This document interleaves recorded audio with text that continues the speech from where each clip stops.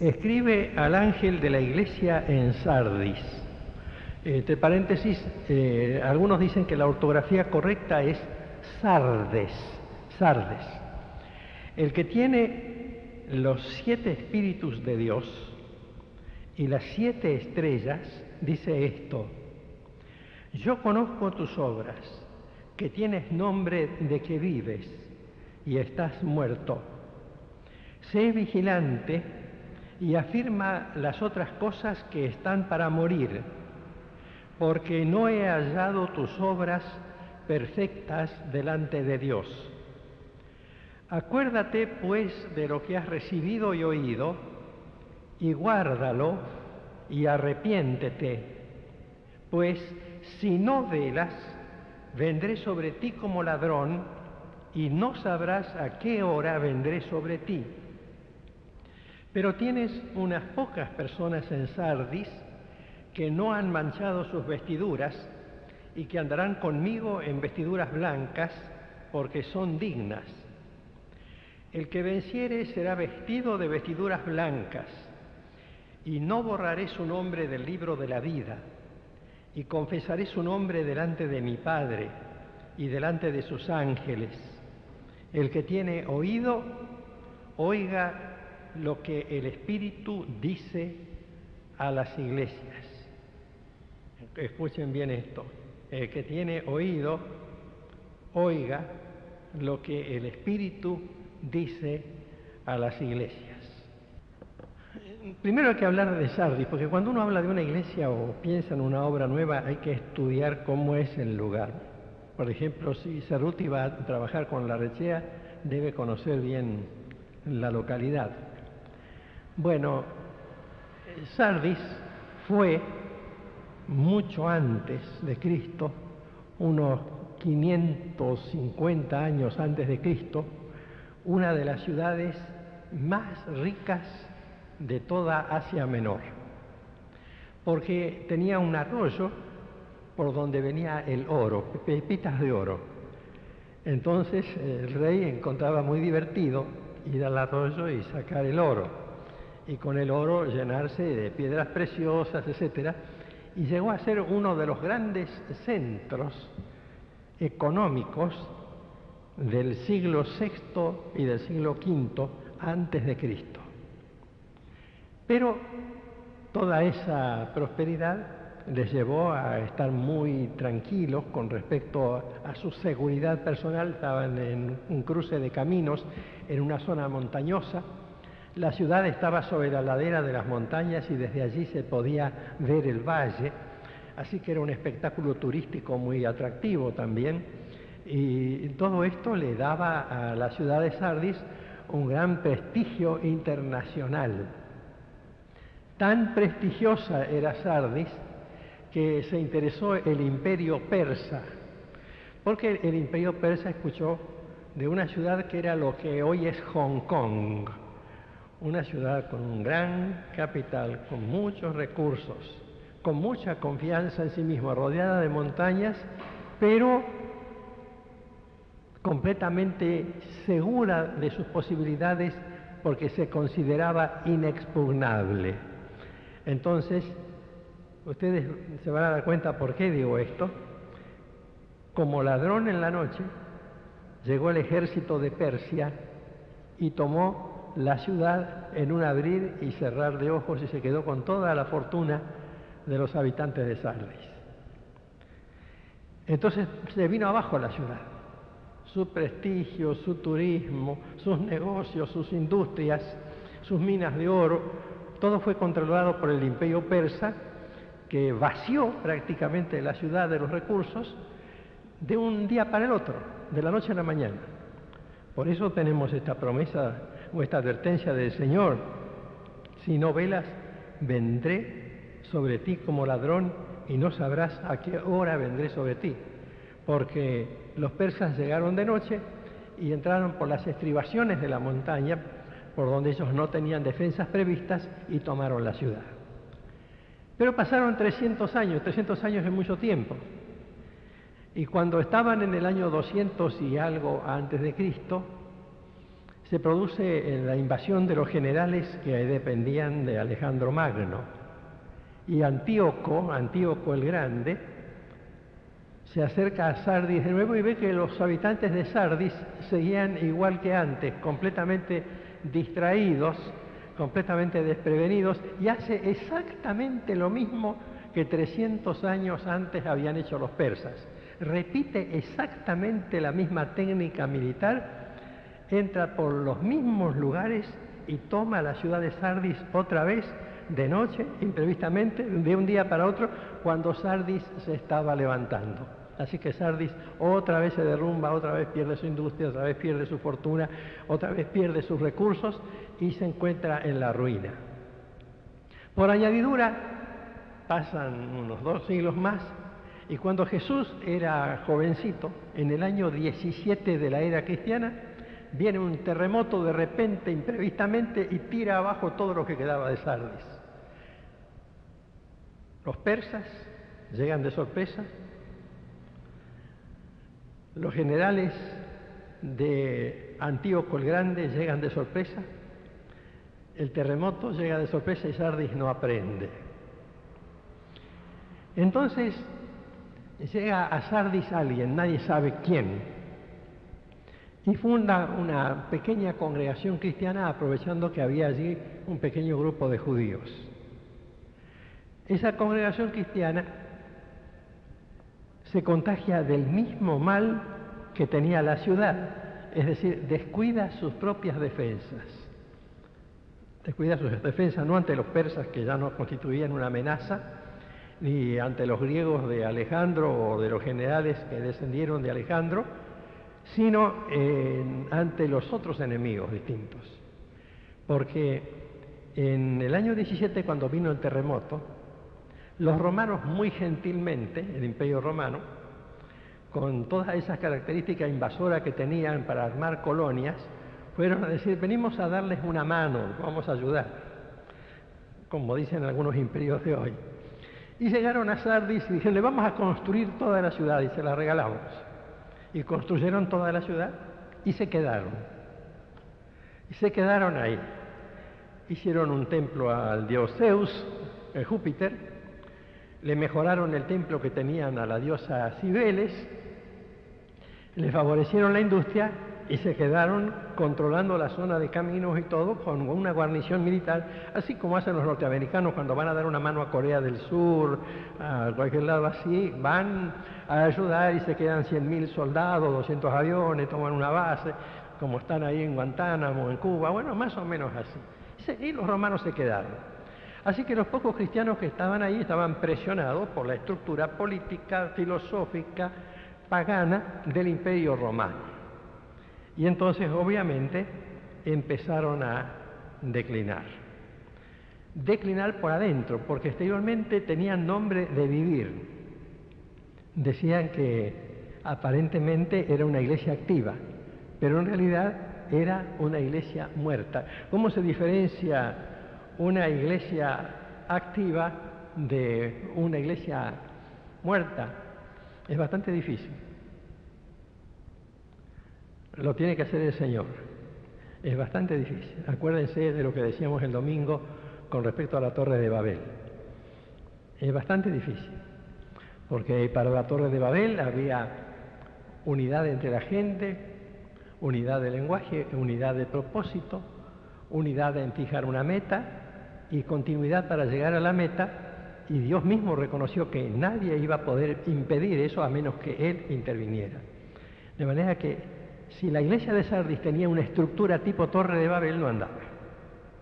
Y posiblemente la tenía porque lo que le dice el Señor, tienes nombre de que vives y estás muerto, pero tienes que tener en cuenta lo siguiente, afirma las otras cosas que están para morir.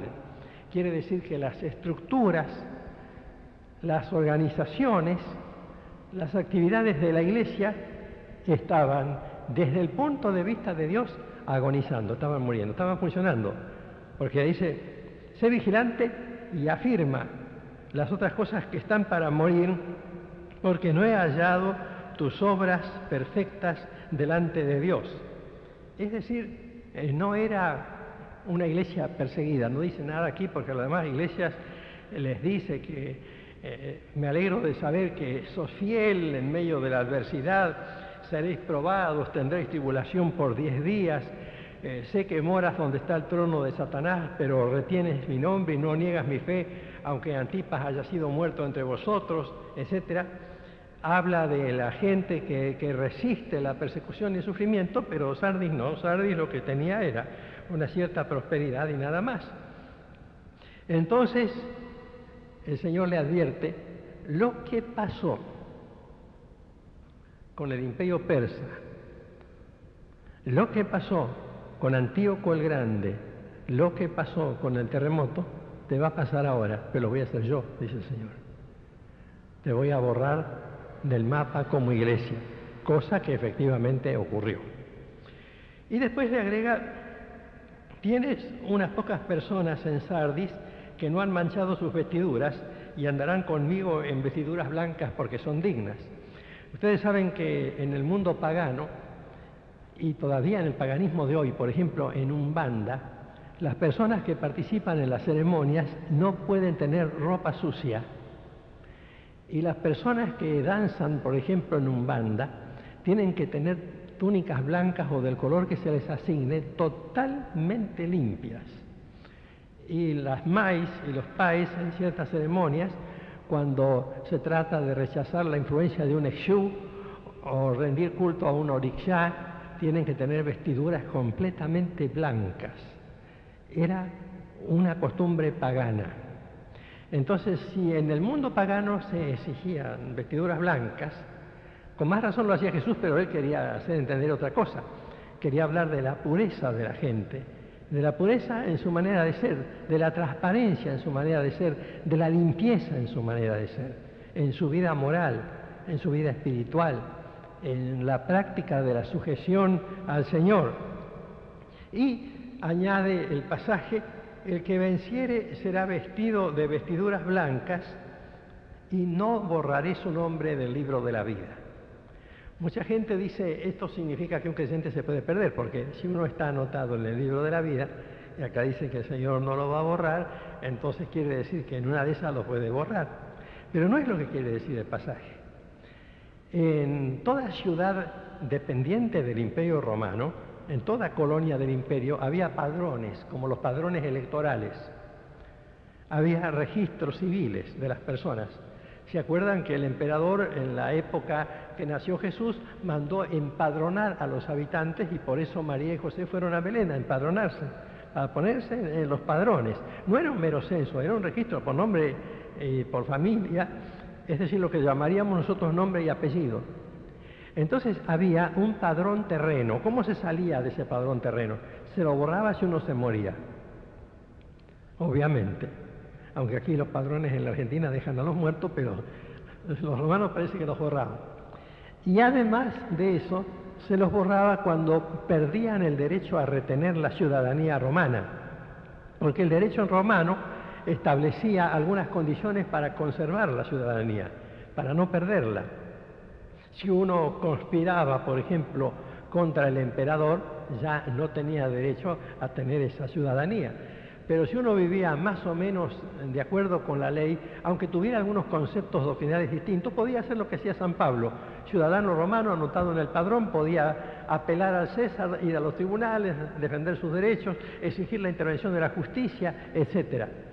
De modo entonces que cuando uno era cristiano, si era fiel, y a estos cristianos se refiere el Señor, los que vencían, los que eran vestidos de vestiduras blancas, es decir, los que tenían una vida pura y santa, aunque los borrasen del padrón del imperio, aunque los borrasen de los padrones humanos, no serían borrados del libro de la vida.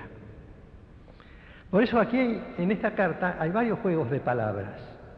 Por ejemplo, en el versículo 1 dice, yo conozco tus obras, que tienes nombre de que vives y estás muerto.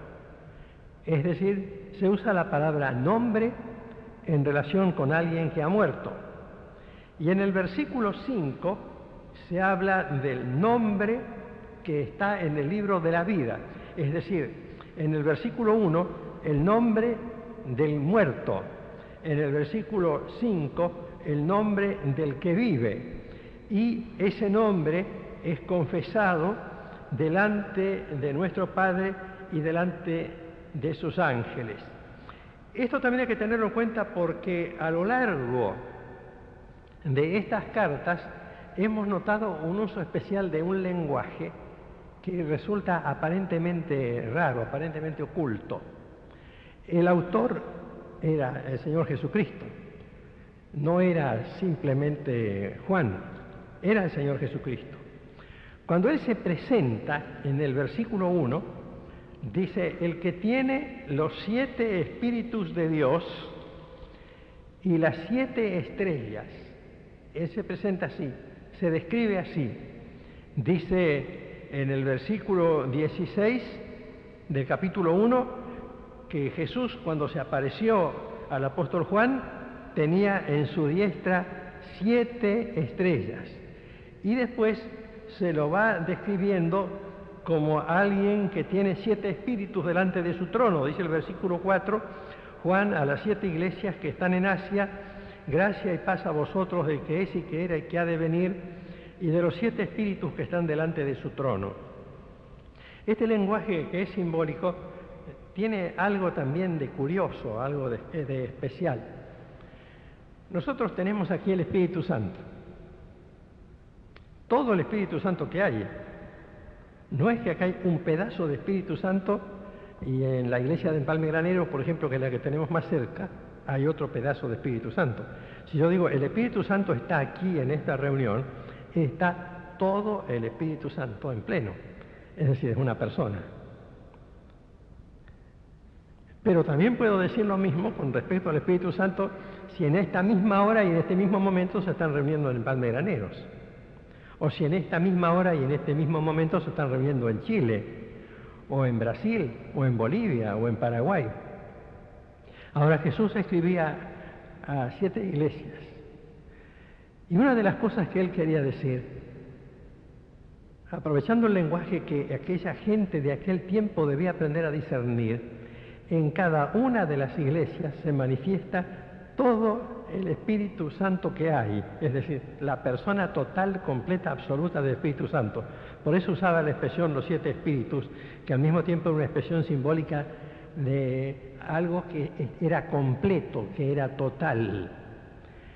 Jesús quería que la gente entendiera eso, porque si no, lo puedo decir, me parece que en la iglesia de Pergamino hay más Espíritu Santo que acá.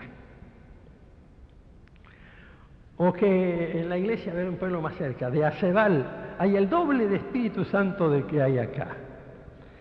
Y lo que el Señor quiere enseñar en la palabra es que en cada iglesia la acción del Espíritu Santo es similar porque se trata de una persona que por ser Dios, como Jesús mismo, del que decimos que está presente conforme a sus promesas, pero no lo vemos así, está totalmente presente. Y el aceptar esta verdad teológica hace violencia a nuestra propia razón.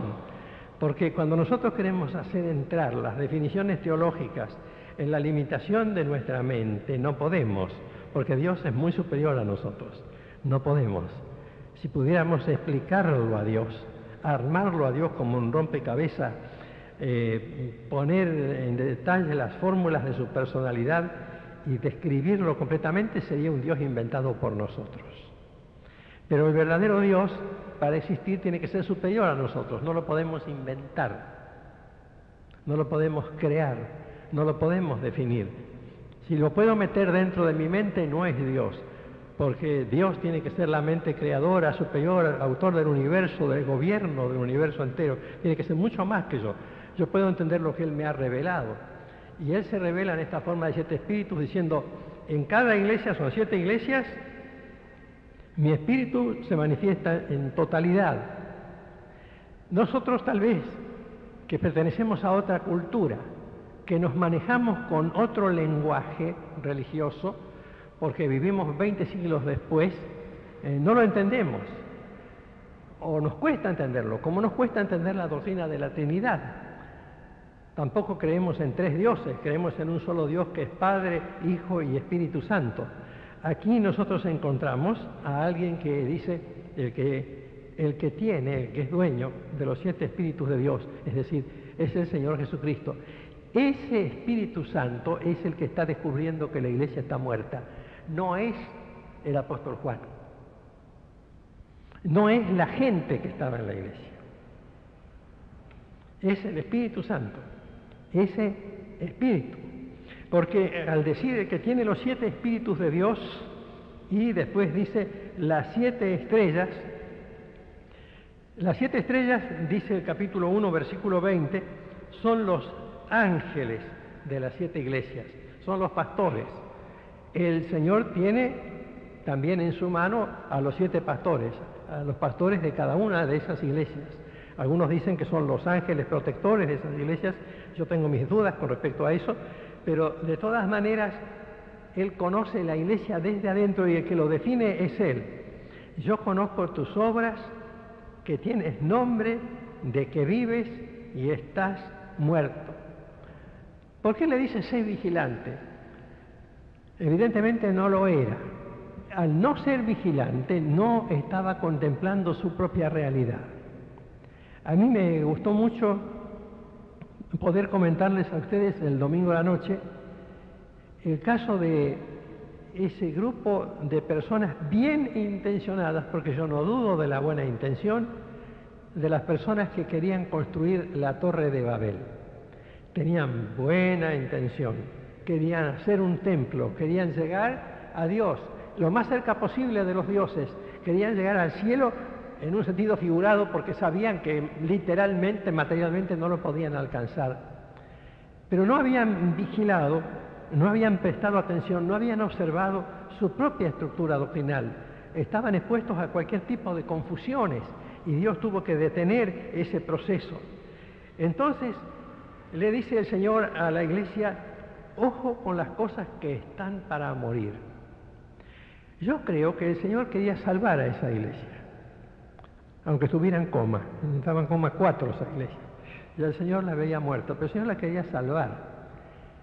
Le quería mostrar, hay cosas que están para morir. Hay creyentes que están agonizando y hay organizaciones que están organizando. Hay esterilidad, hay falta de frutos, como esos árboles que se van secando, como la higuera que maldijo Jesús. Entonces, fíjate cuáles son esas cosas que están agonizando. Está queriendo rescatar algo, si es posible, de esa congregación.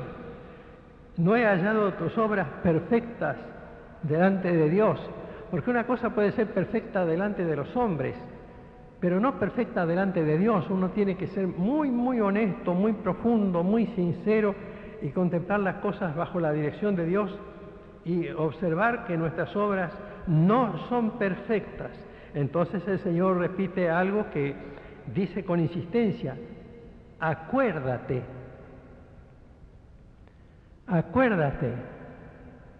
de lo que has recibido y oído. Me hace acordar la carta a Éfeso en el capítulo 2. Dice, tengo contra ti que has dejado el primer amor, recuerda por tanto de dónde has caído y arrepiéntete y haz las primeras obras. Pero noten lo interesante, dice, haz las primeras obras. No les dice a la iglesia de Éfeso, tengo contra ti que has dejado tu primer amor, así que vuelve otra vez a amar. No le dice. ¿Ven que no les dice? Tengo contra ti que has dejado tu primer amor.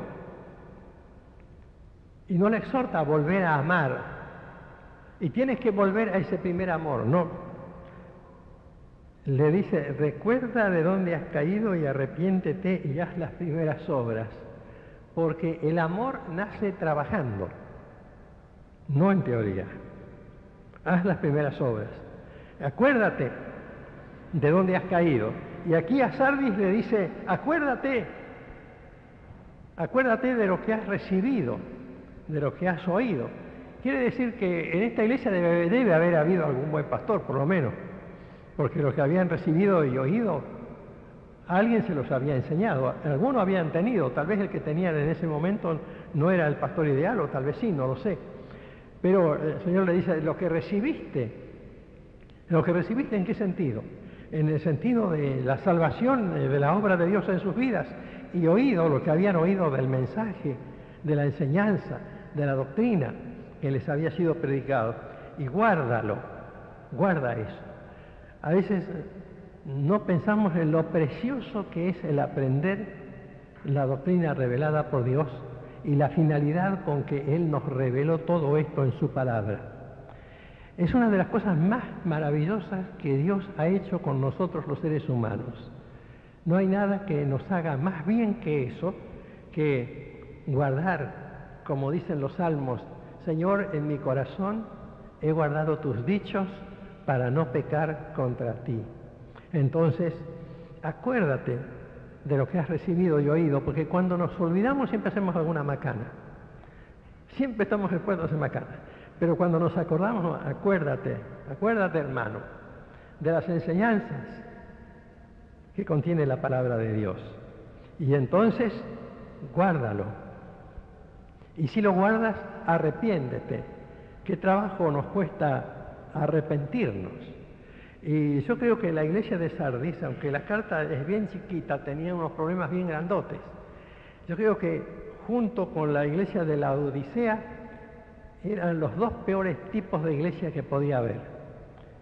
Esta iglesia que necesitaba que Dios le dijera, estás muerta, todo lo que estás haciendo es algo que está agonizando, y que además necesitaba que le dijera, acuérdate de lo que recibiste y de lo que oíste, y guárdalo, y arrepiéntete, y después reconocer que en la iglesia había unos pocos miembros buenos.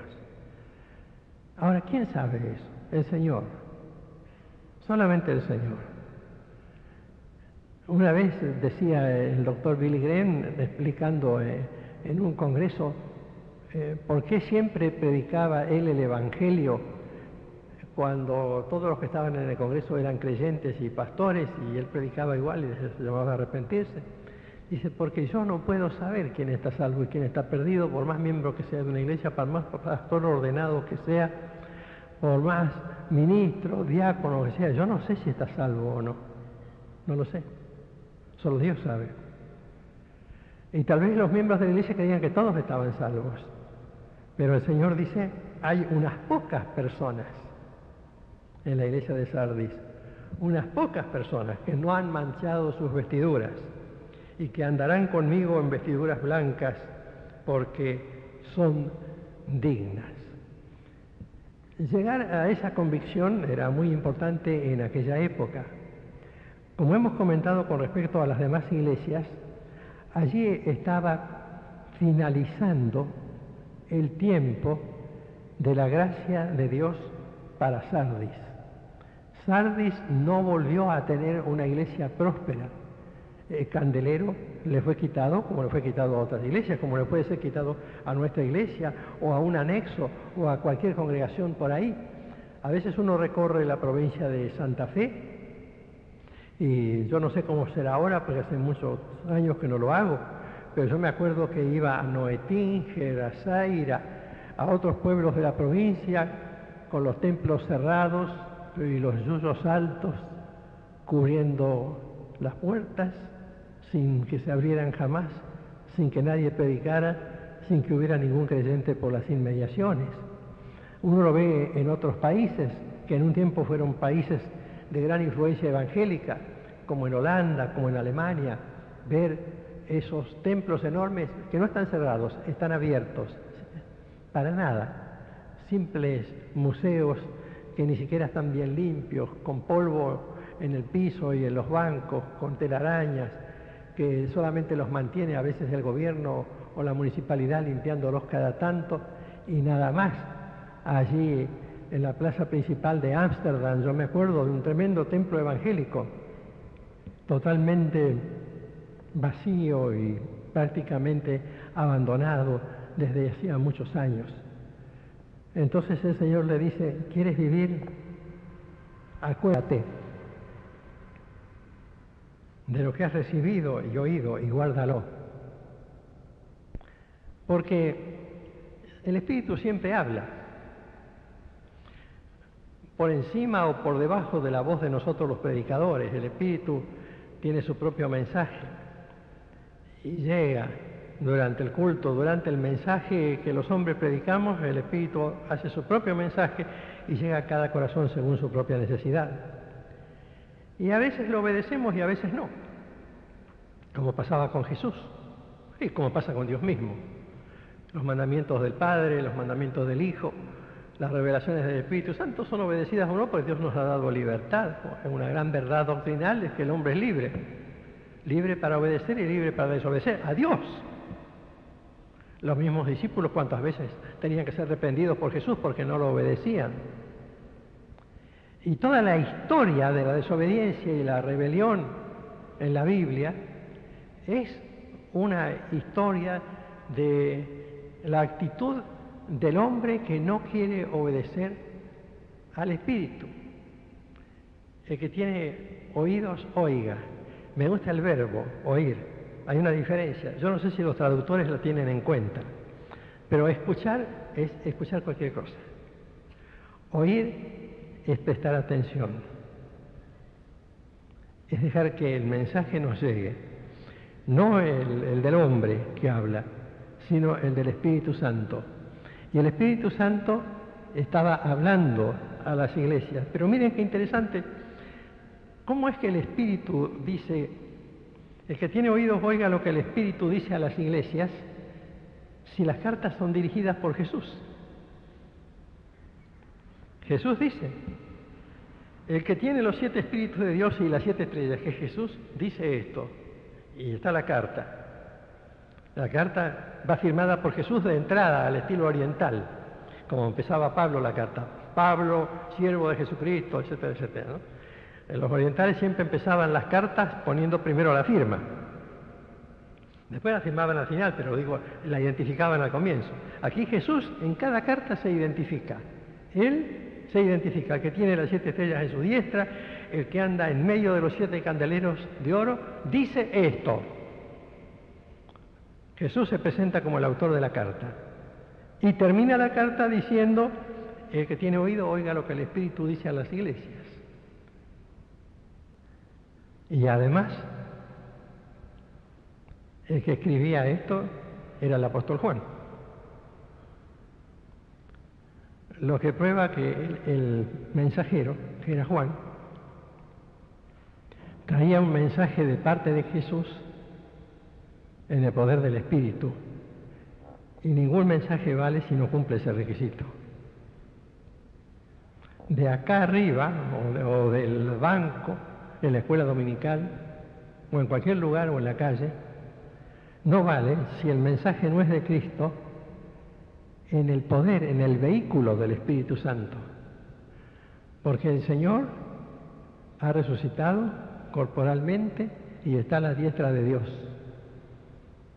Y vendrá otra vez y todo ojo le verá. Pero el Espíritu Santo es el que hace real su presencia. Si alguna vez no hemos oído la voz del Espíritu Santo, es o porque quien presentó el mensaje no es del Señor, o porque nosotros estamos lejos de Él. El que tiene oído, oiga lo que el Espíritu dice a las iglesias. Curiosamente, Jesús dice eso. Jesús dice eso. Escribe la carta y dice, pero oigan lo que dice el Espíritu. ¿Cómo lo dice el Espíritu? A través de la carta. Quiere decir que hay tal unión entre Jesús y el Espíritu Santo, que por esa razón, dice Pablo a los romanos, el que no tiene el Espíritu de Cristo no es de Él. Es decir, no se pueden separar. No hay por qué formar doctrinas extrañas y torpes. Si realmente el Espíritu habla, estas palabras de Cristo son para las iglesias de todos los tiempos y para hoy también. Sería bueno preguntarnos y orar al Señor para que Él nos diga dónde están nuestras debilidades y dónde están nuestras fortalezas, dónde está nuestra vida y dónde está nuestra muerte. Y preguntarle a Él ahora.